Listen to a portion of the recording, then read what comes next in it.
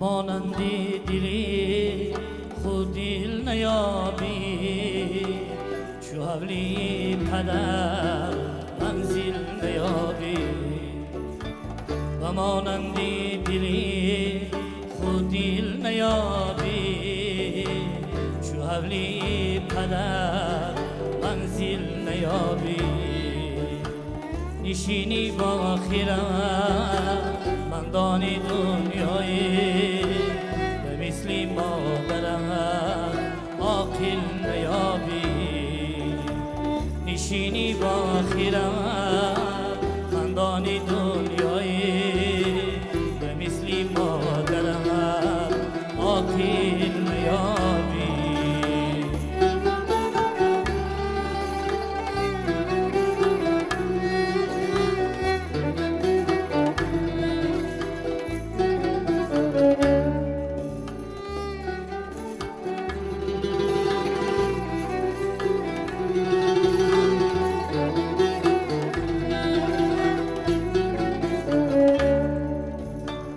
درونی شیری خود محفوظم اکنون لبم را از سخن میدوزم اکنون درونی شیری خود محفوظم اکنون لبم را از سخن میدوزم اکنون همه سوزی دلم بیهوده بوده است برای مادرم بیسوزم اکنون همه سوزی دلم بیهوده بوده است برای مادرم بیسوزم اکنون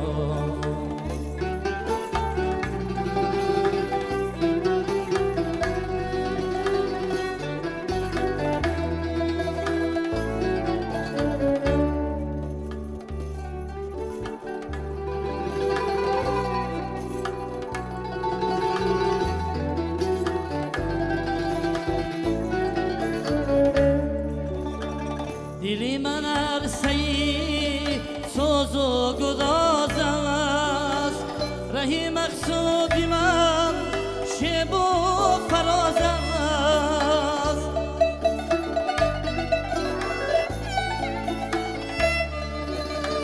دلی من عرصه‌ای سوز و گداز است رهی مقصودی من شب و بهار آوردن آسان اسیارا به مثل ترنه ها راهم دراز است بهار آوردن آسان اسیارا به مثل ترنه ها راهم دراز است و مانندی دلی خود دل نیابی چو حولی پدر منزل نیابی نشینی با خیرت مندانی دنیا به مثل مادرم عاقل نیابی به مثل مادرم عاقل نیابی به مثل مادرم عاقل نیابی. یک سرزمین سپاس به مادران و پدران عزتمند که برای ما فرزندانشان همیشه جهد و تلاش میکشند، زحمت میکشند تا ما را تربیت بزرگ کنند و ترانه‌ای که شادورز میرزایف مهمان برنامه ما در وصف بزرگی پدران و مادران عزتمند خواندن، من گمان میکنم یک تحفه شامگاهی در برنامه فضا برای همه شما بود که ما سر تعظیم به بزرگی شما همیشه فرود میاریم و درود و سلام و سپاس خیش را به فرد شما میرسانیم. مردم عزتمند تاجیک و مادران و پدرانی که همین حالا پیاله چای در کف دستتان و برنامه فضا را تماشا دارید، شام هر کدام شما به خیر و شادی. و ما در برنامه‌مون مهمان داریم دوستان عزیز شادورز میرزایف، یک هنرمنده که نخست ترانه‌اش رو الکی یک جایش شنیدیم در برنامه فضا. خب گروه هنرمندان، رامشگران شما را نیز من خوش آمدید میگویم به برنامه فضا. و مهمان دیگری ما هستند عزیزان دل، بزرگ مهر بهادر، شاعر جوان، نفری که با ما همکاری بسیار خوب دارد و همیشه تلاش می‌ورزد که در برنامه‌های ما اشتراک کند و همون چکامه‌های تازه ایجادش را هدیه دوستداران شعر و ادب گرداند و امیدوار هستم که با همون بزرگی مهری که در اسمش تصویر گردیده است، این شام نیز ترانه‌های زیبا، شعرهای زیبایش را هدیه می‌سازد و سر اول امکان دارند هر دوشان که با شما سلام و پیام و پیغام خوش را برسانند. خواهش می‌کنم مهمان عزیز به بیننده‌های ما سلام برسانید. سر اول سلام و درود به دوستداران فرهنگ والا و از زبان استاد ابو عبدالله رودکی میگم که دعای سخن هستین. هیچ شادی نیست اندر این جهان برتر از دیدار روی دوستان، هیچ تلخی نیست در دل تلختر از فراق دوستان پرهنر. و به تماشابینانی که به بینندگانی که امروز تلویزیون بانفوسی جمهوری، تلویزیون فرهنگی جمهوری که تلویزیون سفینه است و خوش و خرسندانه ما را تماشا دارند و به آنها نیز سلام و پیام خدا میرسانم. یک جمعیت سپاس، تشکر. خب بزرگمهر شما هم حق دارید که در برنامه ما به مخلصان شعرتان، به حق و همسایه‌هاتان، به نفرایی که ما را تماشا دارند سلام برسانید.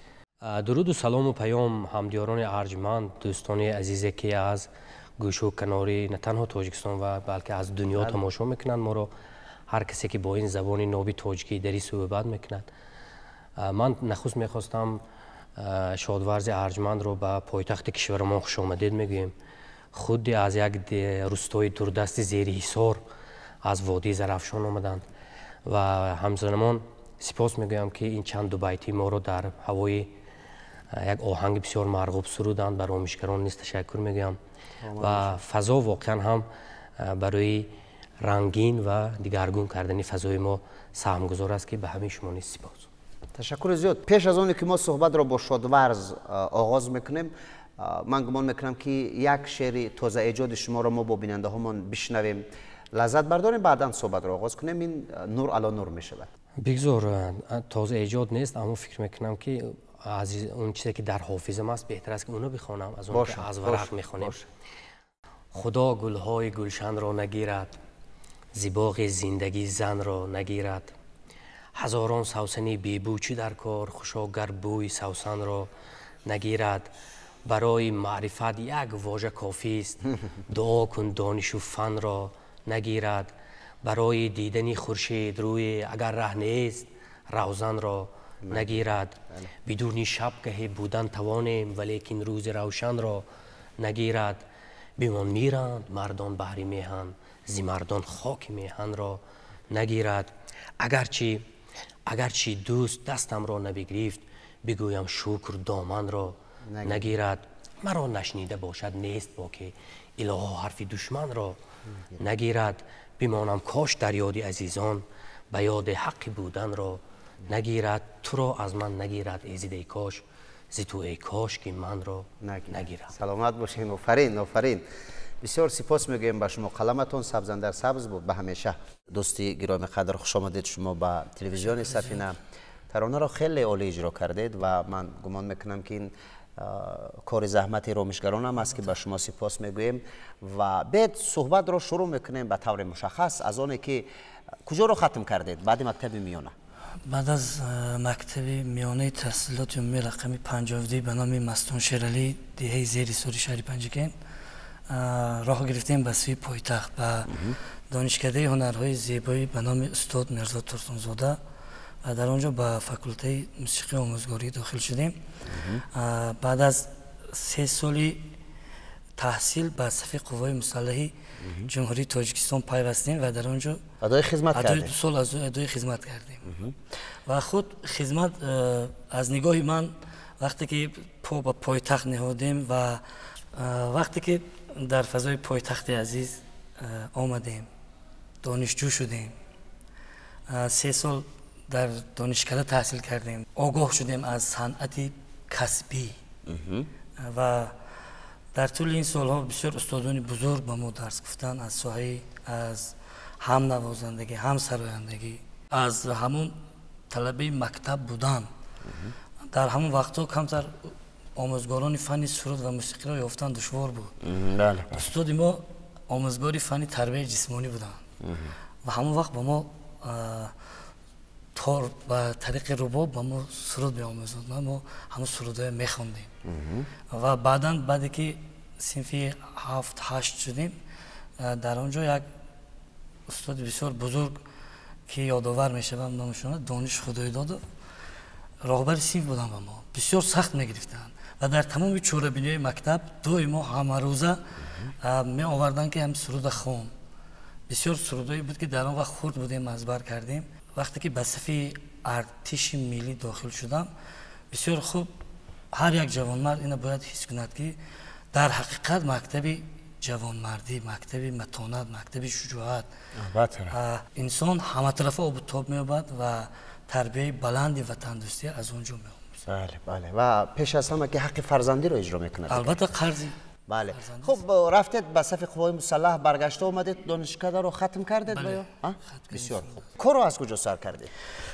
کار رو خودی همون سال از مؤسسه تحصیلات میانه عمومی رقم 7 به حیث آموزگار فن سرود و موسیقی در دوشنبه در پنجکین دهه کلولی و بعدا باز روی آوردیم به مؤسسه تحصیلات علاوگی به حیث راهبر محفل سرود آنجا فعالیت کردیم و تا حال در همونجا فعالیت کار برده شد. بسیار خوب است. خب از مردم چی گرفتید؟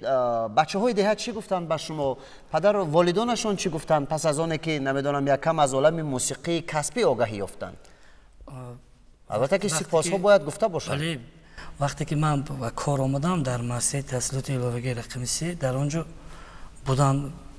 اون مؤسسه بعد از مکتب میانه است، یعنی نام دارد مؤسسه تحصیلات علاوگی.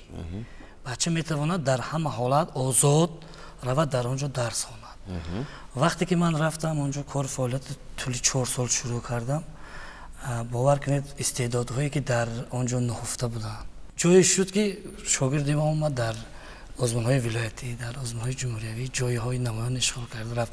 برای ما همین فخر است که پدر و مادر رحمت میگوید هیچ گنجی نیست از فرهنگ به تا توانی روی بر این گنج. بله سلامت باشید. در کارخانه چیکار کرده ایستادید؟ ایجاد میکنید و یا اینکه نمیدونم یک بار بند کار شدید و از عالم ایجاد دور شدید؟ نمیدونم.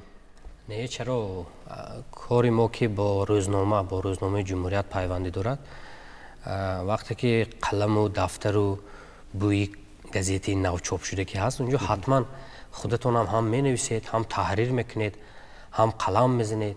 حالا ما با جمع‌آوری اطلاعات تازه در مورد تاریخ جمهوریت هستیم، چون جمهوریت سال آینده البته اید دارید. بله 100 ساله میشود، یک عصر میشود. بار اول با نام ایدی تاجیک سال 1925 چاپ شده بود و اینک سال آینده 100 ساله میشود. همزمان چند پیش من در پیش شادورز نانی نو است نورکنده ما کتاب نوی ما چاپ شد. بار اول کتاب مقاوقه در حجم 16 صفحه. آفرین، مبارک باشد.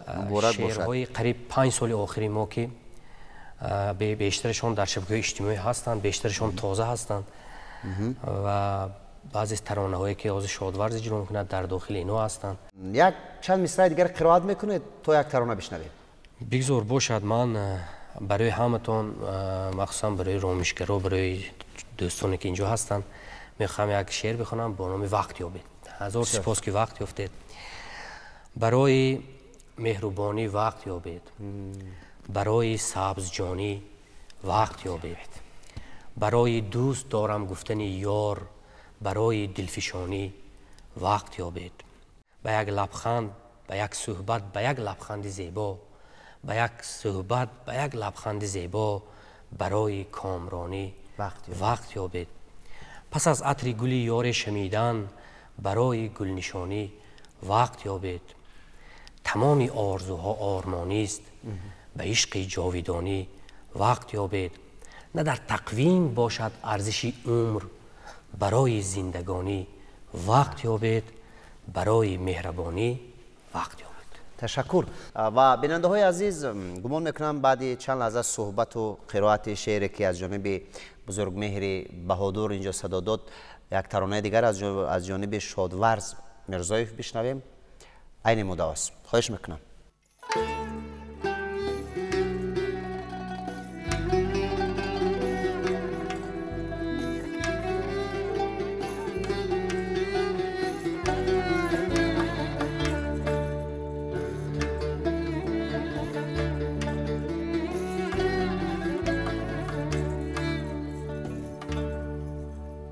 نمک در کام آشیری، در از شهد و شکر گردد،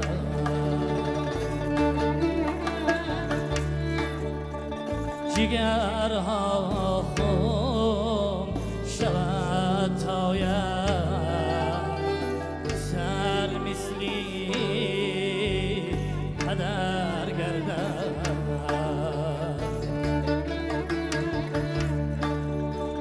جگرها خون شود تاید، سر مثلی پدر گردد.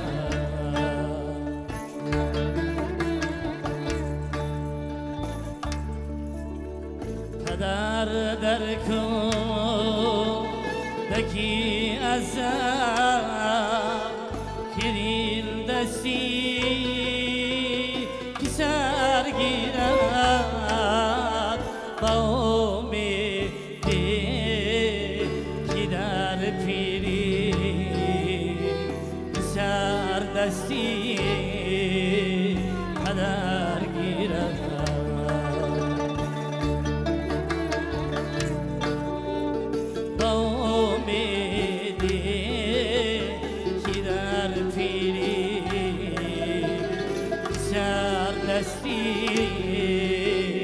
پدر گیرد.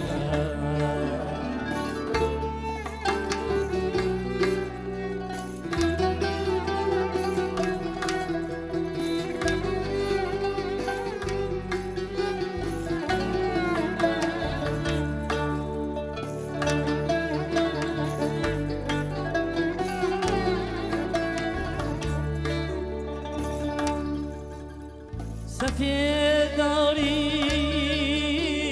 بلند یک نام، صد بر گیتار دارد،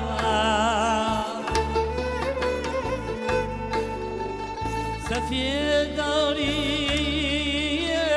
بلند یک نام، صد بر گیتار دارد، سر در کنیش رفتم، چه پروایی پدر دارد،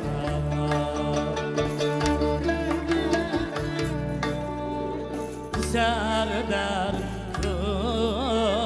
کنیش رفتم، چه پروایی پدر دارد.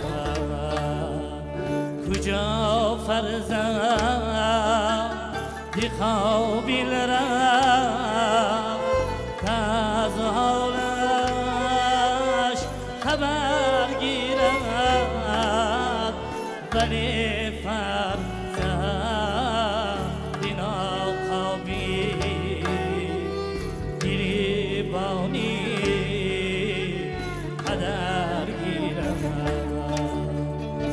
ولی فرزند ناکامی گریبانی قدر گیرد نمک در کام شیری درد شد و شکر گردد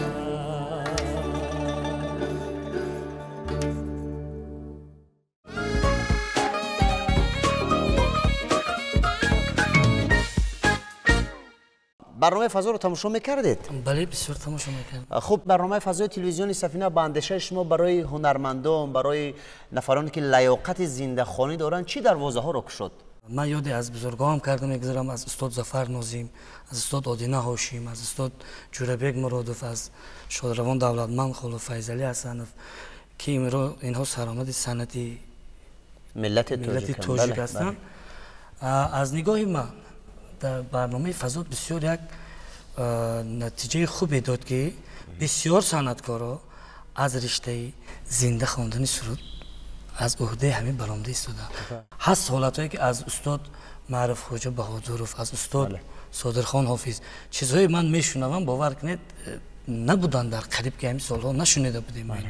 خب یگانه مقصد ما هم همین بود در برنامه فضا و برنامه خاطره ها و دیگر برنامه ها که هنرمندان جوان روی صحنه زنده خوانی را از خود کنند، همین صنعت جاویدانه بماند، چون زحمت کشیدن بابای آدینه هاشم، بابای ظفر ناظم و همکنون استاد جوربک مرادوف، شادروان دولتمندخانلوف، استاد افضلشاه شادی و ده ها ابرمردان صنعت که مثلا برای همین ملت صنعت زحمت کشیدن و نسل امروزه که خواهش هنرمند شدن دارد باید همین گونه باشد، یعنی پیرو هنرمندانی که واقعا صنعت را جاویدانه پاس داشتند. البته که صنعت به تقلید نمی شود.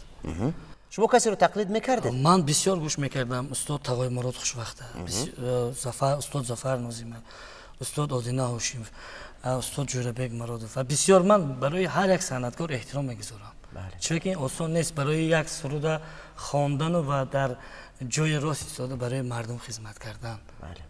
خب شما از جهت تماشابین بودنتون، از جهت اشتراکچی بودنتون، چون شما همیشه در رشته مثلا مهمانان اشتراک میکنید که شاعر هستید، یعنی قلم ایجادی دارید، شما چی گفته میتونید وابسته به سوالی که من پیشنهاد کردم؟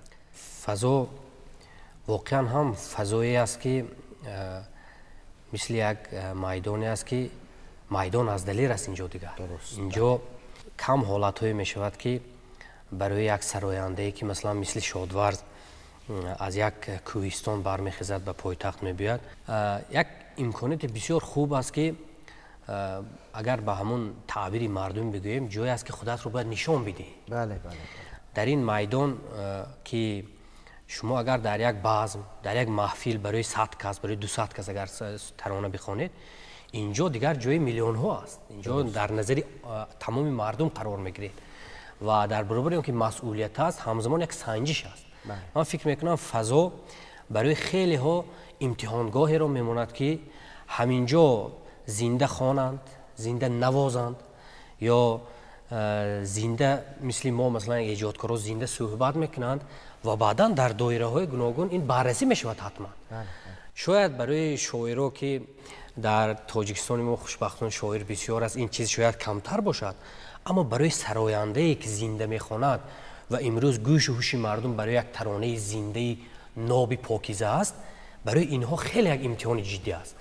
این یک نوع بهاگذاری، یک نوع خودتان را برای عام، برای مردم معرفی کردن هم هست و هم از امتحان گذاشتن هست. تشکر به شما. اکنون مسئولیت شما اینجا چیزی هست که ما و بیننده هامون بسیار میخوایم بشنویم از ایجادیاتتون یک چند مصرع دیگر و بعدا باز سرود میخوانیم.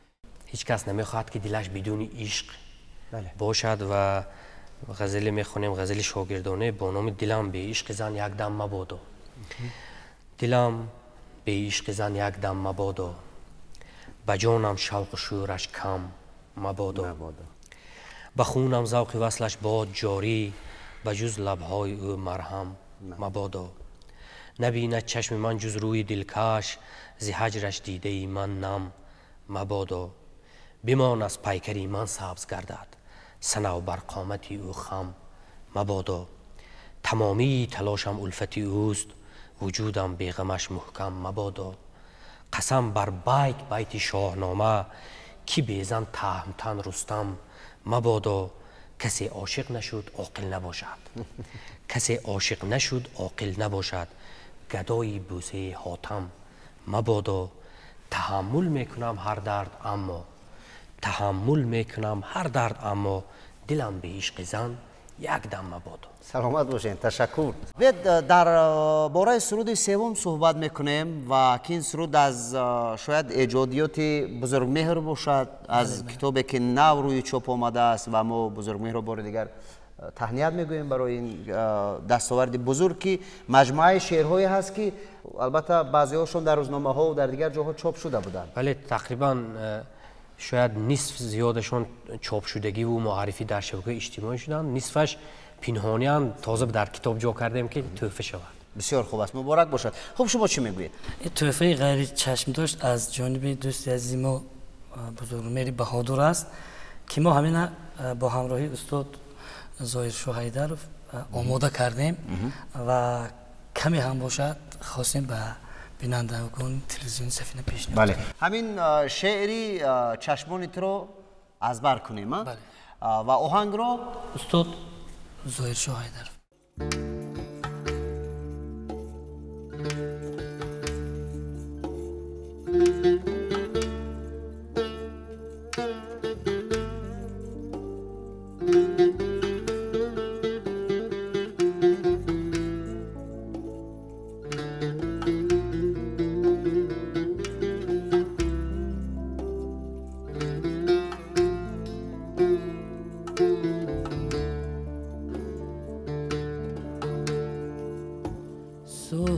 صحبتینم از محبت سر کنی،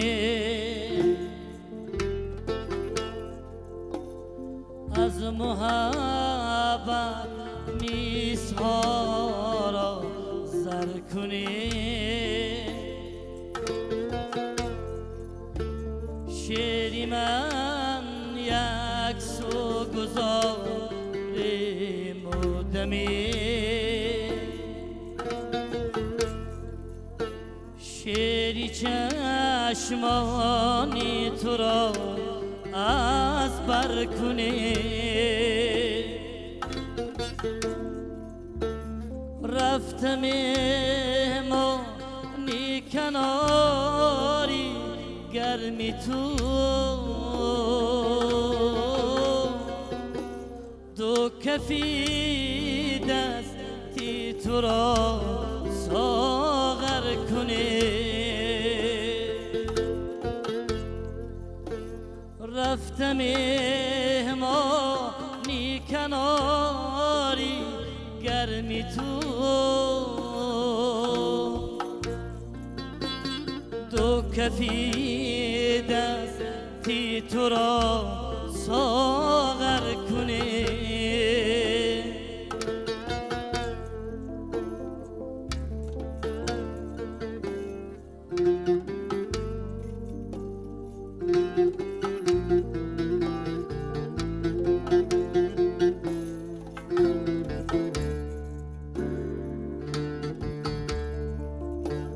یک کمی می دادم استش کرده پس، کینه ای پاری نپشتی در کنی. میبری دل را تو هم دل را بیده، تا دلی دیوانه را دل بر کنی.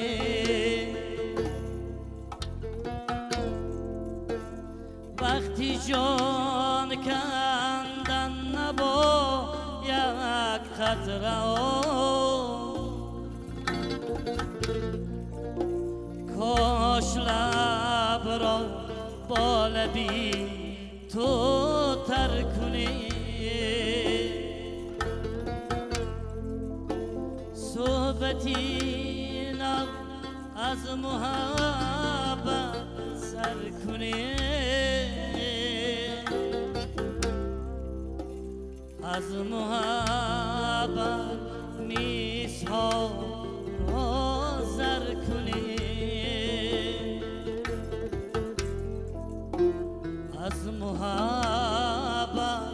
میسها زر کنی از محبت میسها زر کنی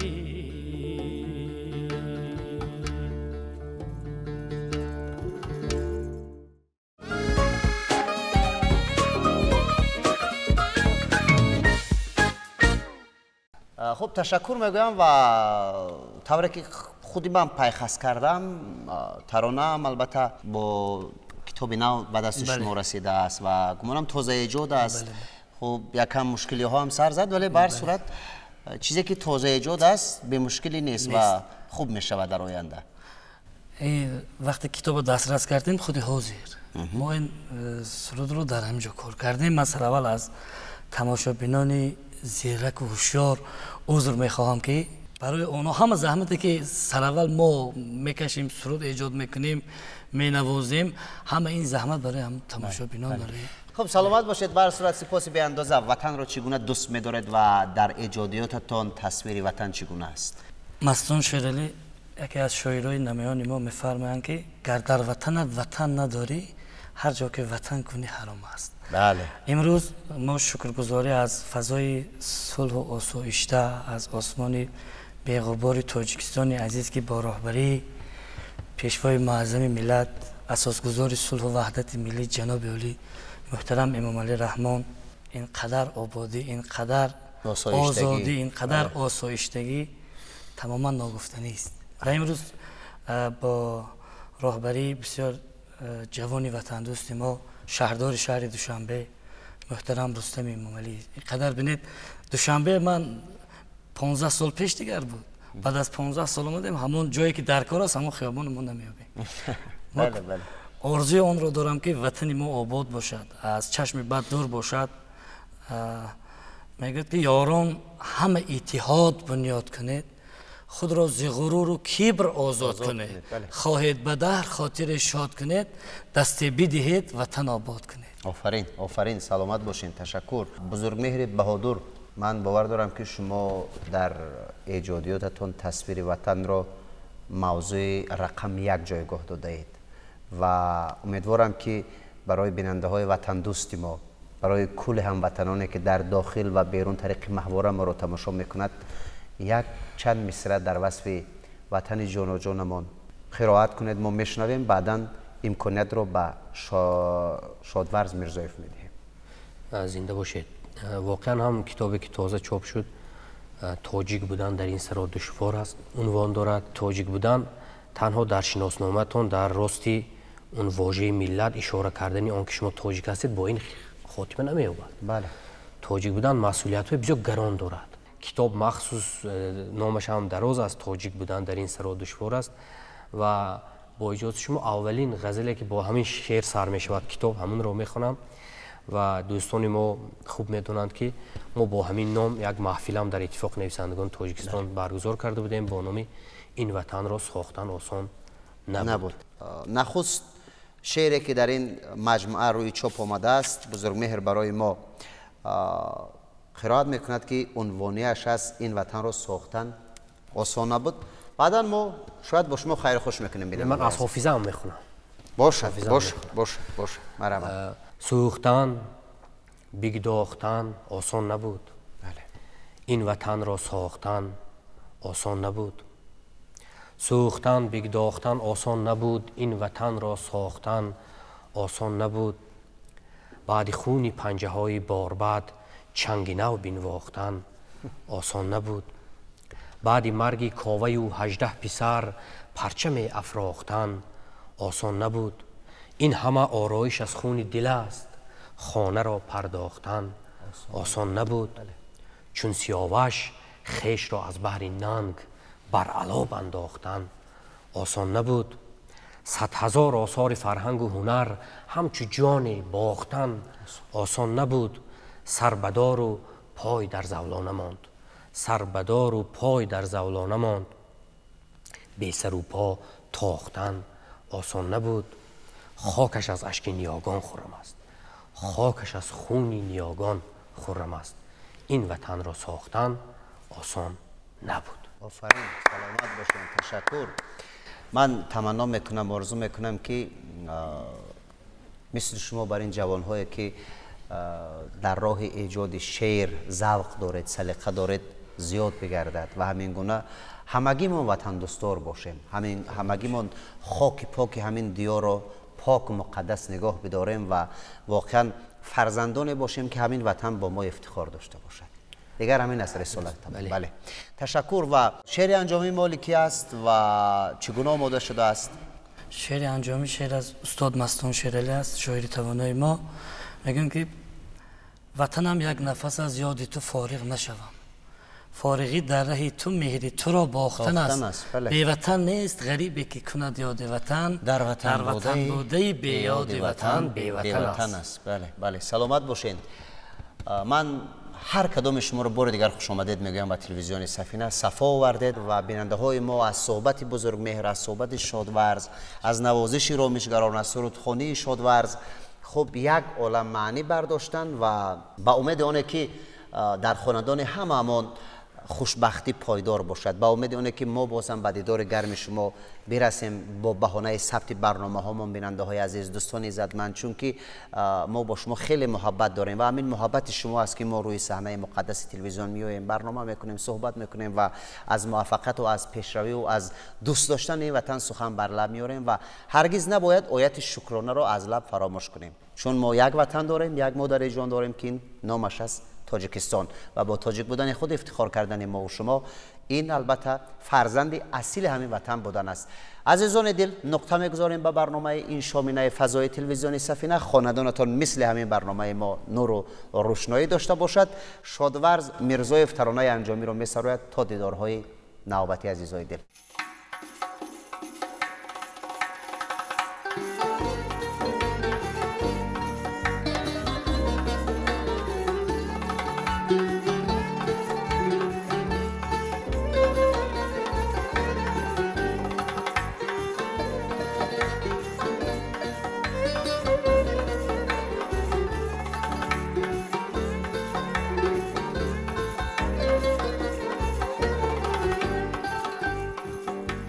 روزان و شبا هیچ نگیرد آرام، اگر از نیک و بدی ده سخن میگویم.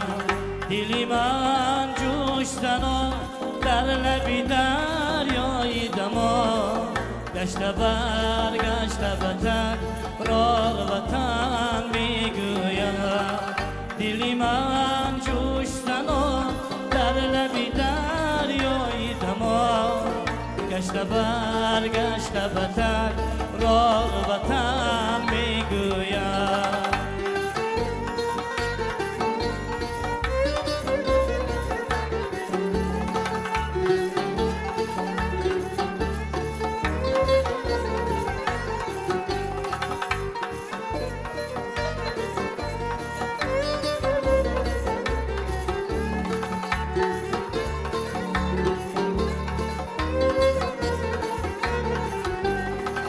تاجیکستان همه جا آینه دستی منی، همه جا عکسی تو در دیده من جلوه‌گر است. ماه یک تاست ولی ماهی تو زیباست مرا، شمس یک تاست ولی شمسی تو پر نورتر است.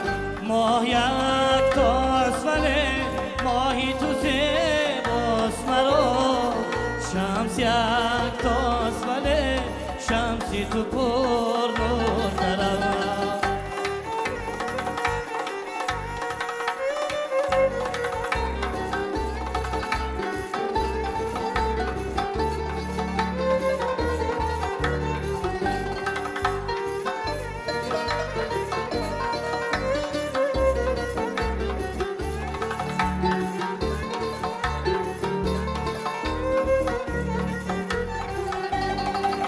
وطنم یک نفس از یادی تو فارغ نشود، فارغی در ای تو مهری تو را باختنم است. به وطن نیست غریب به کی کند یادی وطن، در وطن بوده ای به یادی وطن به وطن است. به وطن نیست غریب به کی کند یادی وطن، در وطن بوده ای به یادی وطن به وطن است. بحری روزان و شبان هیچ نگیرد آرام، مگر از نیک و بدی در سخن میگویم. دلی من جوشتن و در لبی دریای دمان، گشت بر گشت وطن رار وطن میگویم. گشت بر گشت وطن رار وطن میگویم. گشت بر گشت وطن رار وطن